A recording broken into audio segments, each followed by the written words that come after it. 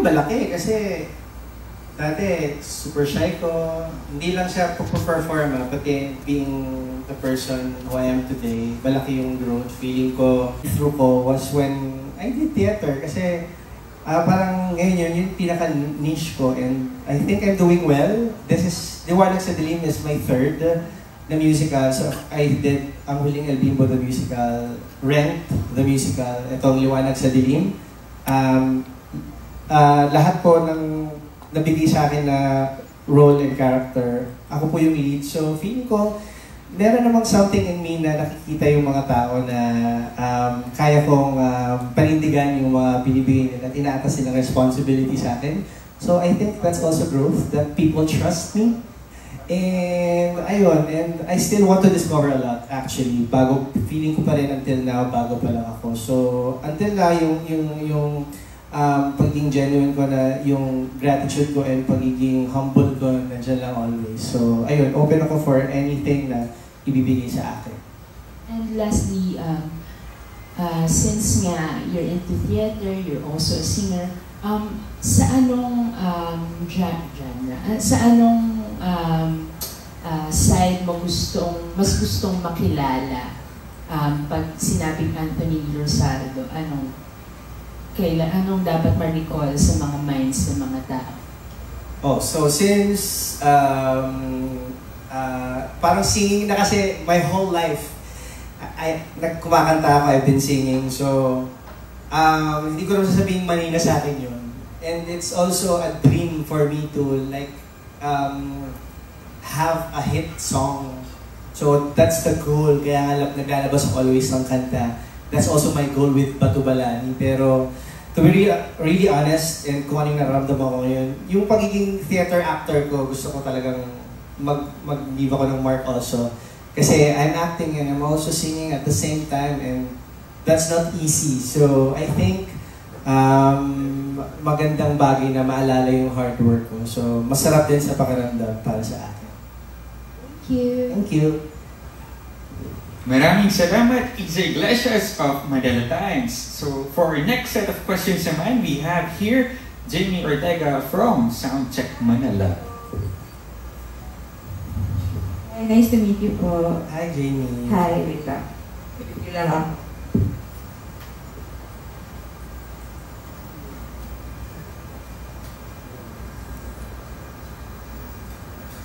Ayun, so my question would be, wait lang. Question ko would be, you said na you were an recording artist and you also dabbled in theater. So, what did you learn from being an artist, recording artist, appearing on TV na you can use sa theater? And what did you learn from being in theater na nagagamit mo naman sa pag-appear sa TV or pag-record ng album and ng mga songs? Parang na-mention na rin ng konting sa theater, but can you also expound? Thank you. Ako yung feeling ko yung nakagamit ko sa pareho, discipline talaga. Kasi disiplina sa lahat ng bagay, sa health mo, sa pag-aaral ng kailangan mong gawin sa work. Kung wala kang disiplina kasi it speaks a lot of the kind of work that you do and the kind of person you are. So sa theater, bawal po ang late. So if you are there on time, you're late. So also, ganun din dapat sa TV, sa mga events. Marami pong mga artists na hindi po pinagpapahalagahan yung time, yung pagiging on time nila. So ako, I value that. Saglit pa lang, ilang minuto pa lang, tataranta na ako. And you can see my face na hindi maganda yung pakiramdam ko pag malilate na ako. So I think that is the value, one of the values na nakikarry ko and sa both na world, theater and TV. Thank you. May last ko na lang. Anong dream role mo sa theater?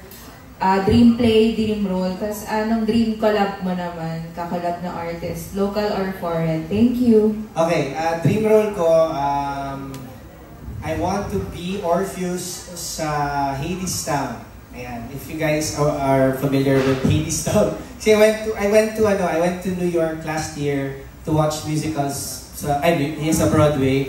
So one of the musicals na napanood ko, Hadestown, and nandun yung idol ko si Jordan Fisher. So siya si Orpheus doon. So ayun, dream come true na mapanood ko siya and I want to be like him. So ayun, gusto ko maging Orpheus sa Hades Town. And dream collaboration ko, since I am pushing my theater career, one day maka-work si Miss Rachel Ando in a production. Si Jordan, parang nag-act din siya, no? Sa Netflix, so ba yun? Yes, yes. Siya yun yung... Magaling si Jordan. Alright, thank you very much, Jamie Ortega of Soundcheck Manila, for sharing with us your questions. For Anthony, ang susunod naman na magtatanong for us ay si MJ De Leon of Glitz. Hi Anthony, sabi mo kasi 2022 mo pa sinulat yung song, tama ba? And then, medyo may changes ka, it went like a few notes down and stuff. Was there parang ang influence sa'yo because of the sudden emergence of P-pop to make it like sound like that? Actually, yes. I think yung core talaga ni Anthony Rosaldo sa music is ballad, rock, ganyan, alternative. Eh, ngayon talaga what's in is K-pop, P-pop, something na parang kung aling magugustuhan ng Gen Z. So, may influence din talaga siya actually. I wanted to like tap yung demographic na yun. Kasi ang hirap pagpasikat ng kanta. So, you also have to consider yung audience mo kung sino yung makikinig. Kung okay sa tenga ko at marami rin makaka-appreciate, doon ako. So, ayun. I'm glad na yung binigay sa akin na arrangement ni Miss Rocky from Roxy, tumugma siya. Sino mga favorite mong P-pop artists na sa tingin mo also influencing your music? Okay, so syempre SB19. I can say na di ba ako super 18, pero every time na may mapapanood akong performance nila online, ang galing nila sumayaw, ang galing nila kumanta individually, grabe si Stell kumanta. So ayun, parang hanga ako kasi before them, parang marami naman nagtatry and wala tayong kagaya nila na talagang ihaharap natin worldwide. So sila yon at every time that they go on stage, hindi ka mapapaya na magaling. Galing nila talaga. Last question for me, do you think it's a good time for OPM? And what's your feeling about OPM these days? Oh, it's a good time for OPM kasi hindi man ako ganun kababad sa social media, sa TikTok mostly. Pero nakikita ko maraming mga emerging na mga bagong artists na parang pwede pala yung ganung sound, nakakapag-create sila ng something like that. Like sila Maki, yung meron akong gustong kanta, yung Dilaw. Ang ganda ng Dilaw. Yung parang kaya pala ng ganyang music. So parang let's give chance sa mga parang fresher, younger minds. And I think it's about time for people to discover new artists. Ang daming magagaling para magugulat ka na lang. Meron pa yung isa yung, anong pangalan ng kakolab ni JR sa isang song? Dianella. Ang galing niyang kumanta. Ganong mga kantahan dapat sa music. So yung parang ma-feel mo talaga within you na sarap, ganon. Yan, wala lang. So na-okay lang ko parang. Pero ang galing lang ng mga batch of artists ngayon. So gusto ko maging kagaya nila kasi laking contest ako eh. So parang bugabirit, perform, pero pwede na palang hindi ganun yung singing, di ba? Congratulations! Baka may collaboration in the future. Thank you, gusto ko. GMA, pwede ba?